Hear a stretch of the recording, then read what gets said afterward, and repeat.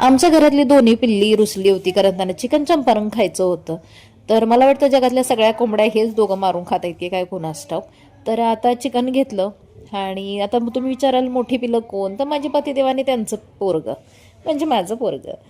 तर चिकन आणलं होतं, त्या चिकनला छान धुवून घेतलं, त्याच्यामध्ये कांदा घातला, त्यानंतर त्या कांद्यावरच्या जखमेवर मीठ चोळायला थोडंसं मीठ घातलं, त्याच्यानंतर हळद, तिखट, आलं लसूण पेस्ट घातली, त्याच्यानंतर वरून मोहरीचं तेल घातलं कच्चं, आणि त्यानंतर खडे मसाले आणि गरम मसाला पण घातला. अर्धा तास मॅरिनेट केलं. त्यानंतर ह्या मटक्याला छान गरम करून घेतलं.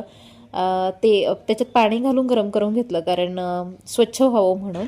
आणि नंतर मटक्याला तेल लावून हे सगळं शिजवून घेतलं आणि हवा जाऊ नये म्हणून साईडला चपातीचं पीठ लावून झाकण एकदम घट्ट करून घेतलं.